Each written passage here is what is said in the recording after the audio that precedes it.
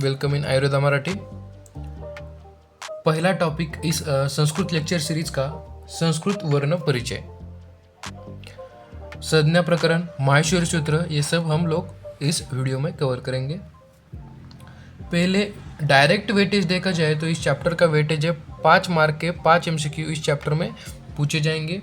लेकिन इनडायरेक्टली इसका इस्तेमाल पूरे संस्कृत में हर ग्रामर में हर जगह होगा, जैसे कि संधि में होगा, समास में होगा, हर जगह जहाँ जहाँ ग्रामेटिकल चीज़ें आएंगी वहाँ पे जो बेसिक चीज़ें हैं वो इस चैप्टर के होंगे, संज्ञा प्रकरण के होंगे, माहेश्वरी सूत्र के होंगे। इसलिए डायरेक्टली इस चैप्टर से सिर्फ 5 मार्क का 5 MCQ आएंगे, परंतु इसे हमें अच्छे से जानना होगा क्योंकि हमें इससे ही आगे संधि और समाज समझ में आएंगे। शुरू करते हैं संस्कृत वर्णों का परिचय। वर्ण क्या है? जिसे हम मुंह से जिस चीज़ों का हम लोग उच्चार करते हैं उसे ही हम लोग वर्ण कहेंगे। वर्ण 2 पार्ट में डिवाइड किए जाते हैं, स्वर और व्यंजन। वर्ण की डेफिनेशन देखिए, हम मुख से जिन ध्वनियों का उच्चारण करते हैं उन्हें वर्ण अथवा अक्षर कहते हैं। वर्णों का डिवाइडेशन 2 पार्ट में किया गया है, एक होता है स्वर, दूसरा होता है व्यंजन। स्वर यानी कि क्या? जिन वर्णों का उच्चारण करने के लिए हमें अन्य वर्णों की ज़रूरत नहीं पड़ती उन्हें हम स्वर कहेंगे। और व्यंजन यानी कि क्या? जिन वर्णों का उच्चारण करने के लिए हमें अन्य स्वरों की ज़रूरत पड़ेगी उसे हम व्यंजन कहेंगे। आइए हम पढ़ते हैं। स्वर। स्वर वे ध्वनियाँ हैं जो बिना किसी अन्य ध्वनि के सहायता के बोली जा सकती है, जैसे कि अ, ई, उ, ये सब स्वर है। इनके उच्चारण के लिए अन्य वर्णों की आवश्यकता नहीं पड़ती। इन स्वरों को अच संधि कहते हैं। स्वरों को अच संधि कहेंगे और व्यंजन को हल संधि कहेंगे। ये हम माहेश्वरी सूत्र देखेंगे तो वैसा वैसा हमें समझ में आता रहेगा। आगे देखेंगे व्यंजन। व्यंजन जो स्वतंत्र रूप से न होने जा सके वो सभी वर्ण व्यंजन कहलाते हैं। यानी कि ऐसे वर्ण जिसके उच्चारण के लिए स्वरों की आवश्यकता पड़ेगी, जैसे कि क उच्चारण करना है तो उसके साथ अ भी आएगा, क और अ। वैसे ही ख करना है तो ख और उसके पीछे आएगा अ। वो स्वतंत्र उच्चार नहीं कर सकती, उसके लिए स्वरों की आवश्यकता पड़ेगी, उसे हम व्यंजन कहेंगे। उनको हल संधि कहा जाता है। टोटल व्यंजन 33 है। क से लेकर ह तक सब व्यंजन है।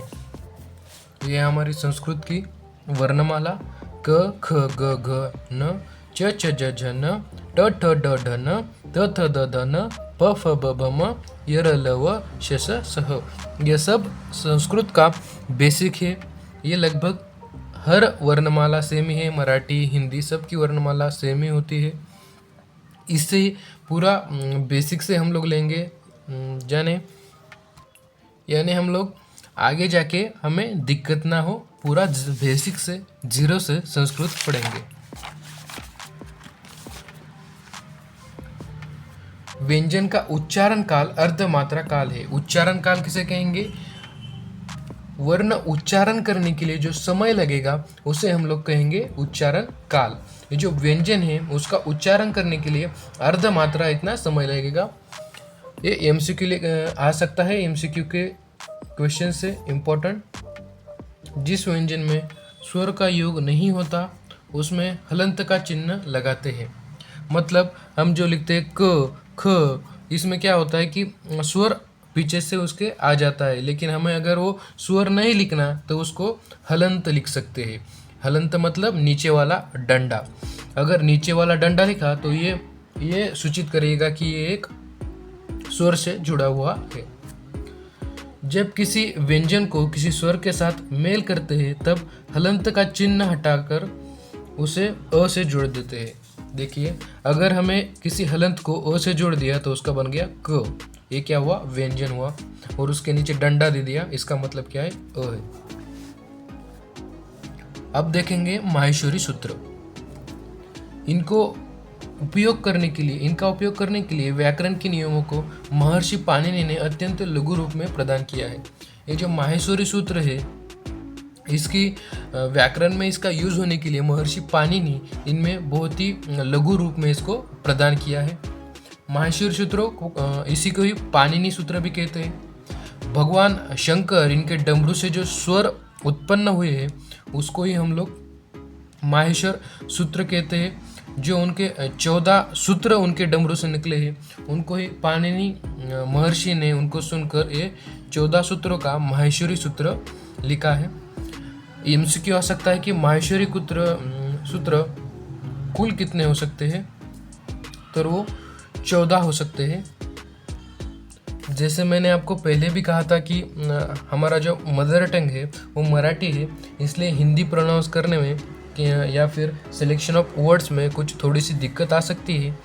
आप थोड़ा सा उसे एडजस्ट कर लेंगे, ऐसा होप करूँगा, क्योंकि मैं आपको पूरा BMS का प्योर कंटेंट आपके सामने न्यू पैटर्न के हिसाब से देने वाला हूँ।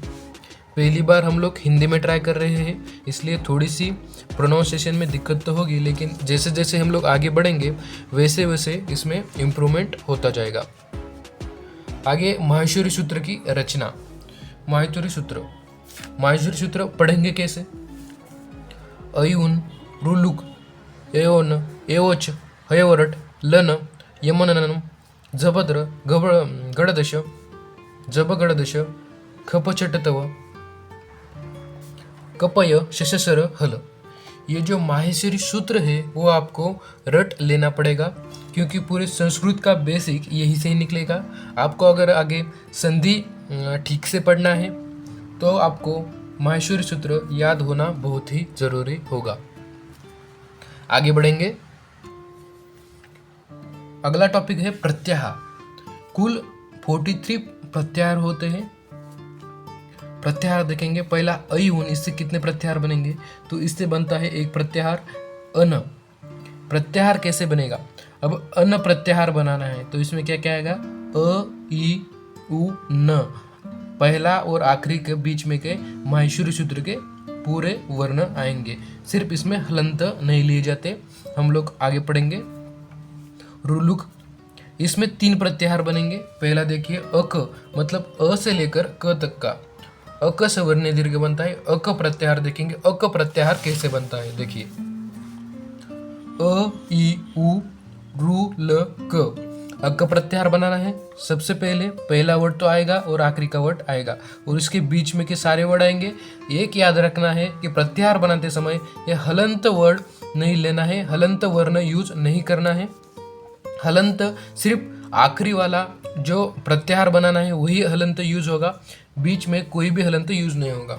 जैसे कि हम लोग अब बना रहे हैं अक प्रत्याहार। अक प्रत्याहार बनाते समय अ, ई, उ, रु, लु ये सब आएंगे, न नहीं आएगा क्योंकि ये हलंत है।